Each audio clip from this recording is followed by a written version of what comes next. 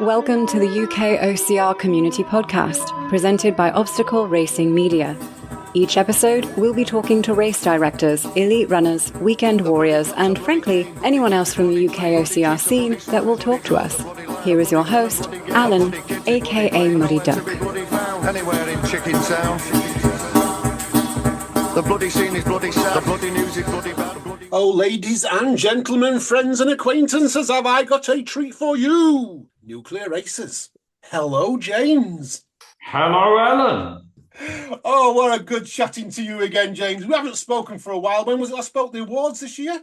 Yeah, must have been. Yeah. 9 months ago. Yeah, oh gosh, it's absolutely flying this year. We haven't spoken in person for about 9 months. I usually speak to Sam and that. And who you got with you today, James? Have you got Mr. Bentley with you as well? I have another James Bentley, yes, who's the marketing man at the moment and has a very sharp mind compared with mine, and will be able to get all the facts and figures in line and correct, hopefully first time. I'm liking it. Before we crack on with the news, James, I want to know, what's the farming world like at this moment in time? Is it doing you good with the new government? Government-wise, too early to tell. Of course, I'm a working man, so I'm assuming he's not going to tax me. But I think we're all worried about that one. Weather-wise, it's atrocious. It's just had 2 inches of rain, so it's tricky these days being a farmer. Much better idea making mud and putting on races. Or in the case of Nuclear Fit, not really making mud, but making headway and massive waves in the fitness industry. Nuclear Fit's doing absolutely amazing for you. Exactly. That's the new frontier. That's what's hot. That's what's stimulating. That's what people want to do at the moment. And so, yes, you always have to drive things forward, not stand still. And that was last year's little diversification going very well. This year's, as we'll probably come on to in a minute, is doing away with a couple of the races and doing a different style. Oh, yeah. Let's jump straight into it because, your guys, I'm going to assume it's James Bentley there was putting the feelers out the other week, was saying the last ever blackout. The last time we had a race of this magnitude, saying this was the last ever race, it was going to go with Billy, Mr. Mouse, as people know, and he ended up coming back year after year after year for several years. This is not the case with you. Blackout is now gone. Am I right in saying that? Yeah, that's it. It's our favourite race, actually, from a management point of view and staff. It's a very balanced, fun, different race, but things have moved on and not everyone wants to run at night and do OCR at night. We've done, how many years, James? 10 years? 10 years of it. It's time now to put that aside, along with Blast on the same day, and do something more exciting on that day. So the website has got out there, it's got a little teaser out there. It says it's an easy race and it's the Mud Tribe Gather. So gather your tribe together. Tell me more about what's going to be happening on the 6th of September 2025 instead of Blast and Blackout. So the concept is that we can do OCR here. We do that well. It's really quite expensive, and we have some perfectly good races either side of this to do OCR in, which we're set up for. But what we need to do these days is bring new people into the sport and make it interesting and fun, and that's where we've been failing getting across that message, I think, the last couple of years. So this is all about putting on what people want, making them feel comfortable and confident so they come and try it. So Mud Tribe is what we call the day. The first race in the morning will be female-only race. We call that Mud Sisters, and that'll be 5K. And we'll start at about 35 pounds. And we'll have 18 odd obstacles. Nothing too strenuous though, not any upper body strength. All the rigs have gone, no great plunges into water, so no worries there. Just a fun packed back-to-back obstacle race. So so we're gonna pare that down, and get people together, get new people in, and so maybe the existing runners may bring friends that want to try something like that. Maybe it's just a gaggle of girls that want to get together and do something slightly more than a park run, something along that line. The price is cheap. That's half price compared with our other races, and so that is going to have an effect on how we put this on. We don't really want this to be a race. We want it to be a run, a jog, a walk. So we're not going to be chip timing. We don't have a set time to start. It's sort of a set hour, so you can pitch up when you like, start when you like. You can also do as many laps as you like as well. So if you're just happy with 5 or gone with some friends with 5, then that's good 5K. And once you've done that, you can go from Bern and do another 5. And it's a very similar. You can run with your children as well. You can bring those along to this race, and it's the same concept for the next race of the day, which is Mud Misters, which is just men, and it's exactly the same. It's men who wouldn't normally go out together, perhaps, or looking for something new, just to bond with and get out there. The exciting thing is really, though, these days about giving back, doing a little bit more, and it's the budding up with the mental health charities as well. That's something that is affects more and more people these days, especially after COVID. And so we are proper excited about this one, and having Samaritans, Inspire, and maybe another 1 or 2 involved as well. I'm liking it, James. I'm liking it so far. Let's quickly go back. So let's go back to Mud Sisters. You said they can do more laps. Is there a time limit? So, what time is it going to start? Is there so many hours they can get laps in with? That one's a James question. That's a James question. Other James. So at the moment, as James alluded to, we're not having a set start time. So we're having, kind of almost hour long slots that you can book into, and you just turn up and run and that start. Starts at 9, right? That starts at 9. So what we will do then is, it's a 5K lap. You can go out there and do your lap. If you wanted to go and do a further lap, you can. We haven't. So the answer is about time limits. No, but the men will go out at 12 or 12:30. So we'll aim not to have any cross contamination there. But they, of course, will start. The women will have a 5K head start on them, so that shouldn't work. I like this idea of having a whole women's wave and then a men's wave separately, and then later on the family wave where we jump in.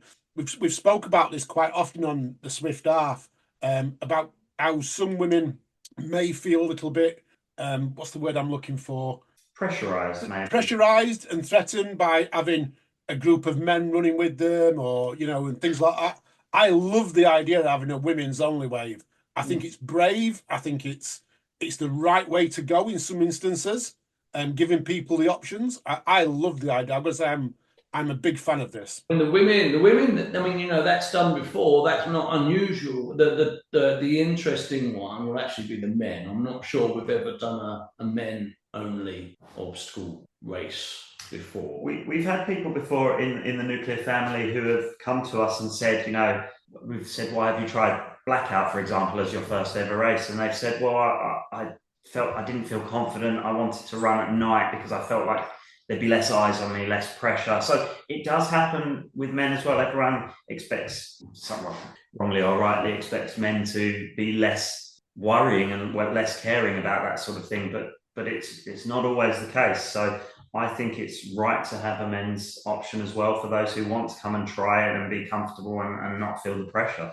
It's exciting, but as you said, James, it's not something that's regularly done. Women's races are around, but not always men's races. It's a gateway event for us. It's getting people involved, and then our existing runners. Then we have to consider them. And so in the afternoon we have the Mud Family race run, which then anything goes. You can run male, female, kids, whatever, and that'll be more blast like. And there will be a little extra section in there as well to make it different from the morning. It will either be an either-or obstacle or an extra whole area, but that can be, dodged or not depending on what you're feeling like. Cool. Will that race will also have a shorter section. We're currently about to get that live, so as well as the 5K option, so all the 5K races, the sisters, the misters, and the family will have the 5K option for ages 7+. But the Mud family in the afternoon will also have a 1.5K option, which will be available for ages 4 and up.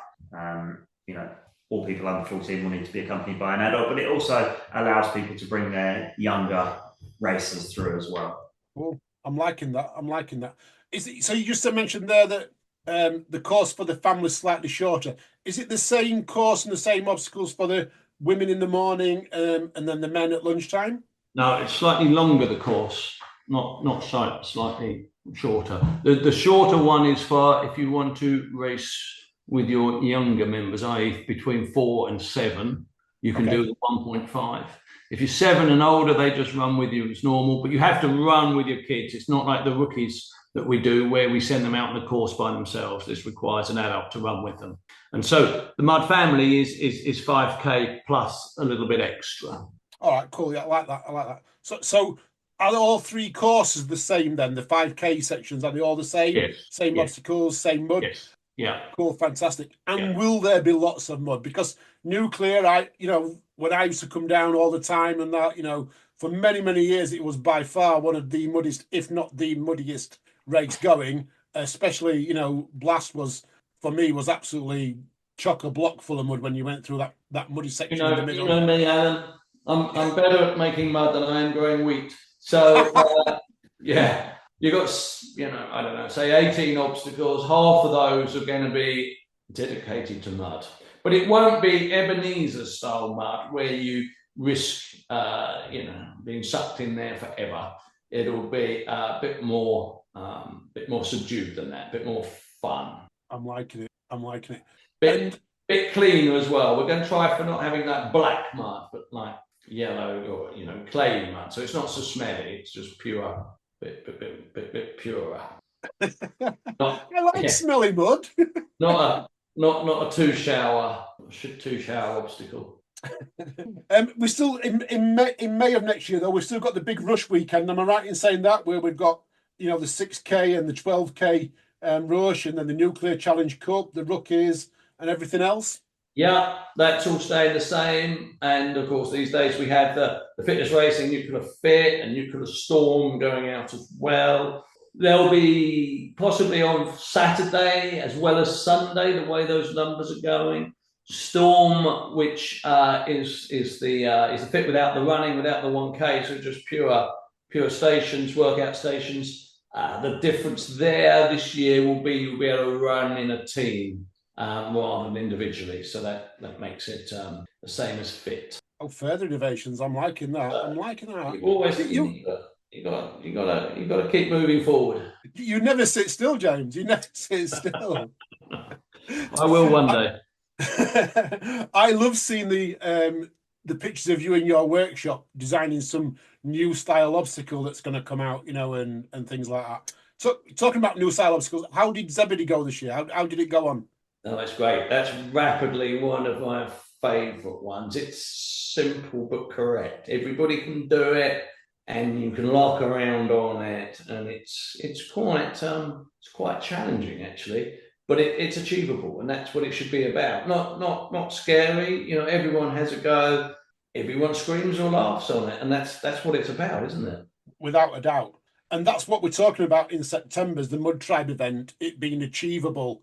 It's going to be challenging, but it's going to be achievable. Am I right in saying that? Yeah, it's a gateway race, so it will be simpler, easier than our existing one. But and that's so everyone feels they can do it, feel confident. But if someone comes to me and say, "Well, James, I think that was a bit, that's a bit too easy for me," or whatever, I'll say, "Run faster." Even small obstacles are hard when you're going fast. and do a second lap. That makes a whole difference. There should be something for everyone, but it's primarily to bring a whole new lot of people into the sport. If people are being scared off by some of the current races that are around and options available, you want them to have something that's a little bit less scary to bring them into the sport, because I'm sure they'll soon have so much fun that they'll decide they do want to take the step up and try one of our other races and be join Rush Weekend or maybe even take on Fallout. And they'll still get a medal at the end. Everybody likes a medal, so that will stay. We probably do a goodie bag if we get organised between in the next 12 months. So that's a bit of fun as well, with maybe some stick-on tattoos, temporary tattoos. That'll be, again, fun.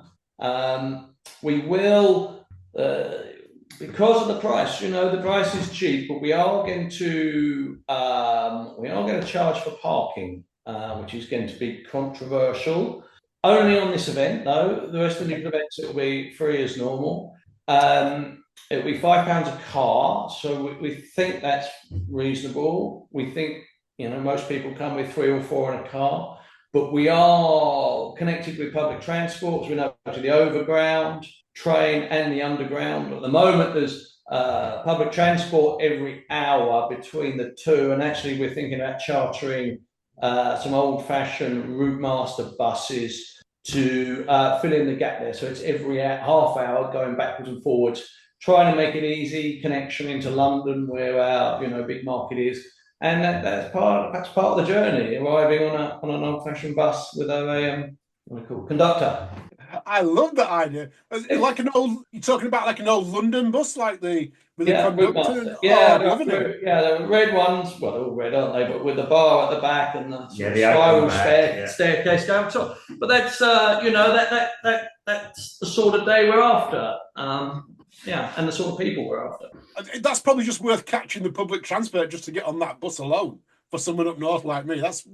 And you said there's a bar on the back. Are you meaning like a bar as in a bar you hold, or you mean about a bar that we can actually hold a pint at? Oh, they have like a pole, don't they? I know what you mean. If I remember rightly. We're also going I'm too young for that.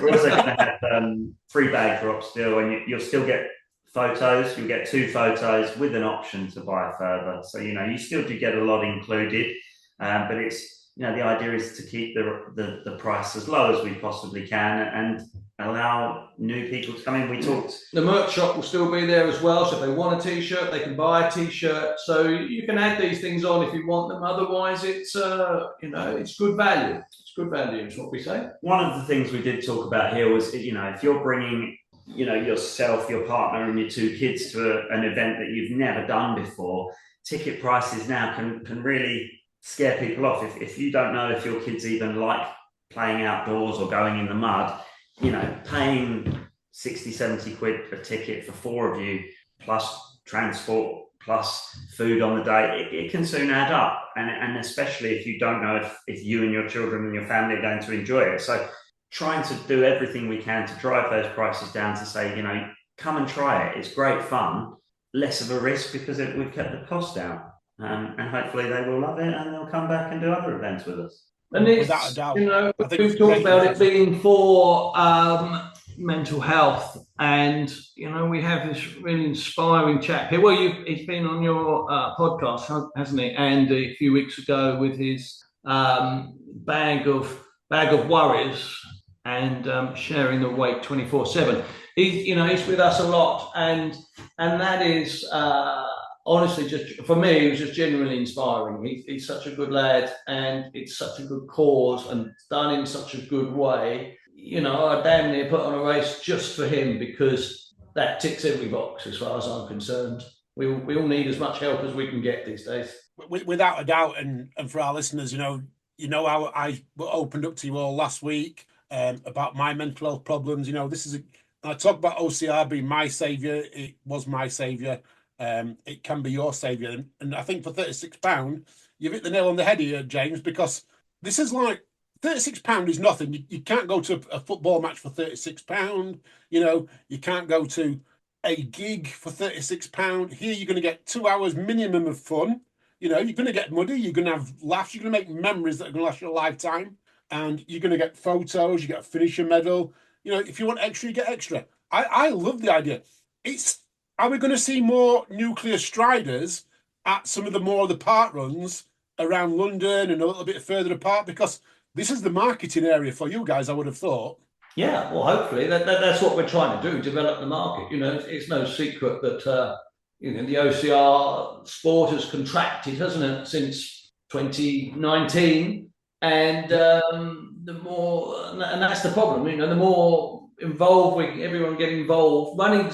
More people do running now, but less do OCR. So yeah, we've got to cross-pollinate. We've got to be inspiring. We've got to change. We've got to shake it up. We've got to make it different. And you know, just like with Andy with his bag of worries, you know, you can then run. He'll be going out. What's even more inspiring is his daughter Rihanna, who's also got a bag, not 24 kilos, but 15. She's I think 10 years old, so she's going to be running with support with some of my guys. And she's running for the women. And, you know, and if you want to, if that's your thing and you want to show support, then you can bring along your own bag and run with them. We're going to tell you when they're going out.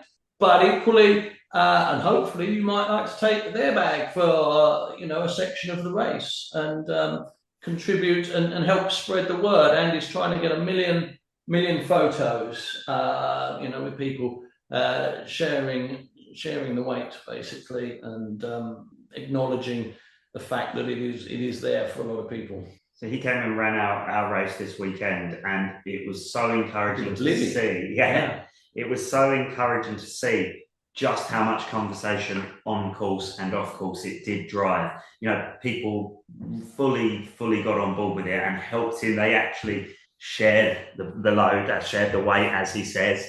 And they carried it for sections for him, and they spoke about their feelings and their thoughts and worries, and it really was inspiring to see. And you know, that's part of what inspired us to do to work with these charities and to help with Andy and get involved with him as well. Drive everything forward. You know, it's a win-win as far as I'm concerned. We like that. I couldn't agree more. So, if it's not a race and it's not a run, what is it going to be? A whole lot of fun. Sorry, James. Did I tread on your toes? No. It's very good. Yeah, it's very good. Very good. I was going to say I don't know what I was going to say.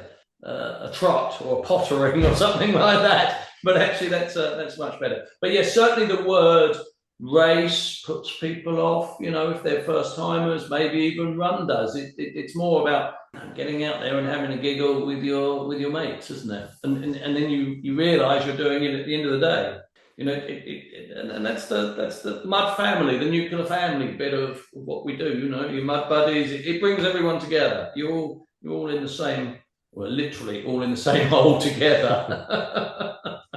I'm loving it, James. I'm loving this idea. I think it's absolutely fantastic. And I mean, for £36, will we see a price rise? That's what I was going to ask. Will we see a price rise? Because currently, I think we've got it down as £36, if I'm remembering right. Let's have a quick look. We sold some at the race last week for 30. It's 36 now. Yes, it will go up.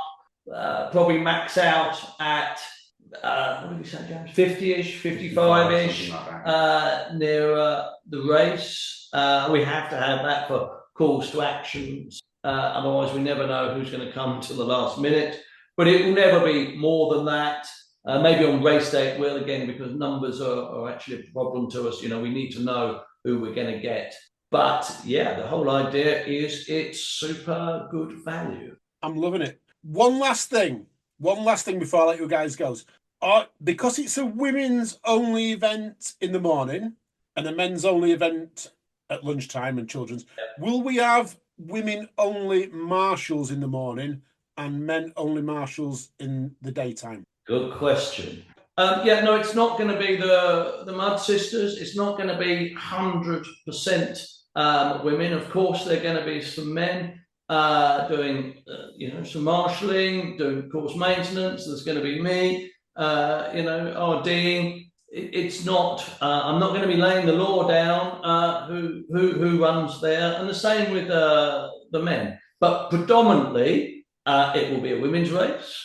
and a men's race, and the idea is that the comfort factor that comes with that, and that's as far as we're going to go on that. Love it, James. Love it, James. Before I let you go, because I know time is money for you farmers, and you've got to get James back working. I would say make hay while the sun shines, but it's pouring at the moment. But what are you? I love the farming side of things, and people do like to ask. What have you been growing this year? Yeah. Well, our rotation is wheat, oilseed rape, wheat, and then basically spring barley. And that's a good sound rotation. So that's what we do. These days, we are very environmentally minded, and the government has, since we've left the EU, we've lost our subsidies predominantly, but the government is trying to stimulate and fill that hole with doing good, basically. And so we have probably 20 to 30% of the farm down to various flowers and beneficial species and just encouraging wildlife, which is, and which is hard for a traditional arable farmer to get on, because these things are also called weeds, not necessarily flowers. But actually, it's very stimulating. And when you now see the wildlife on the farm, all the barn owls, the kites, the buzzards, the egrets, the sparrows, all the traditional ones, and they're all coming back, that's very rewarding and something we should care for more. Of course, we produce less food at the end of the day, but the environment's important, and it's been without a doubt. My farming friend this year was paid by the government to grow. He called it herbs, so that it was like natural herbs on the floor, on the ground, and the field that he's grown it on. To walk through it, smells so wonderful. In the height of the summer when all the smells were on there and things like that. But he has cows and sheep rather than. But we all have poor areas and unprofitable bits of the farm, corners, this and that, and so that's exactly what we should be doing in those areas. And I'm a fan of that policy. Actually, unusually, the government's got it right there. Good. I'm going to let you go. Is there anything else you want to add for today's conversation? I think we've covered it. It's been a pleasure as always. Thank you very much. Maybe not 9 months next time. Yeah, maybe not 9 months. Listeners, if you've enjoyed that, don't forget, head over to Nuclear Races. That's Nuclear Races. You know where it is. I'll put the link in the description. I'm not going to go through all of that. But until next time, listener, you take care, you stay safe, and you keep on running. And we'll speak to you soon.